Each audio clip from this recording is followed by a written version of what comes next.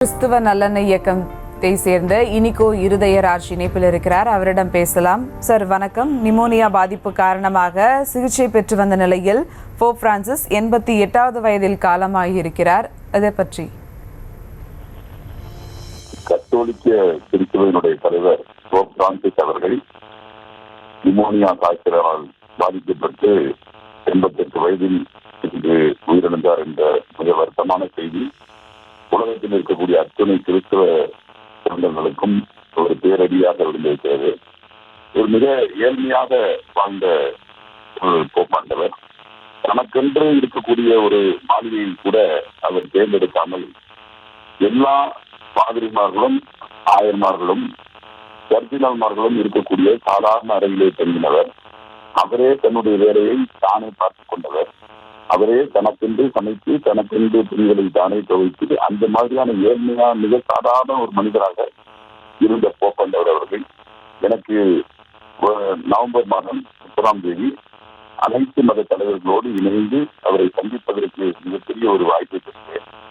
அப்போது அவர் இந்தியாவிற்கு வருவதற்கான ஒரு சூழ்நிலையை தெரிந்து வந்தது. அவர் 2026ஆம் ஆண்டு இந்தியாவிற்கு வருவதாக இருந்த காலகட்டம். அதை பற்றியான ஒரு பேச்சுகளும் அங்கு நடந்து கொண்டிருந்தன. அந்த சூழ்நிலையில் இவருடைய இழப்பு என்பது மிகப்பெரிய ஒரு வருத்தத்தை தந்து கொண்டிருக்கிறது. மிகப்பெரிய புரட்சிகரமான அவருடைய போப்பாண்டவராக இருந்த காலகட்டத்திலே மிகப்பெரிய ஒரு புரட்சிகரமான கருத்துக்களையும் கத்தோலிக்க திருச்சபையிலே பல்வேறு மாற்றங்களையும் கொண்டு வந்தவர். ஒரு சம்பவத்தை நான் நினைவுபடுத்தி சொல்ல விரும்புகின்றேன். நாங்கள் அனைத்து மத தலைவர்களும் அவரை சந்திப்பதற்கு வாய்ப்பு பெற்று சென்றோம். அப்போது சீக்கிய மதத்தை சார்ந்த ஒரு குரு அவர்கள் அவருடைய மத நம்பிக்கையின் அடிப்படையில் ஒரு கத்தி கொண்டு வந்திருந்தார். அங்கு இருக்கக்கூடிய காவலாளிகள் அவரை கத்தி கொண்டு வந்து அவரை சந்திப்பதற்கு வாய்ப்பில்லை என்று சொன்னார்கள்.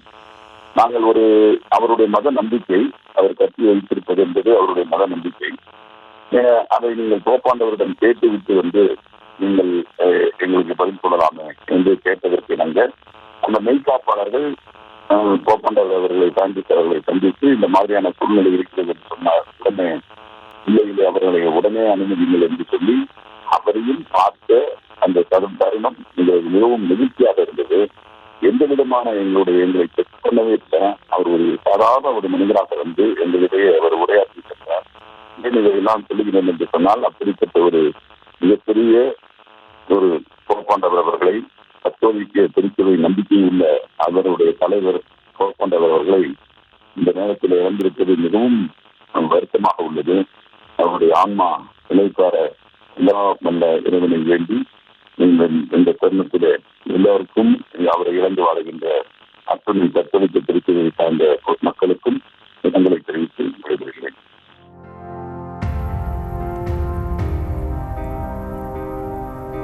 இணைப்பில் இணைந்தமைக்கு நன்றி திரு இனிகோ இருதயராஜ்.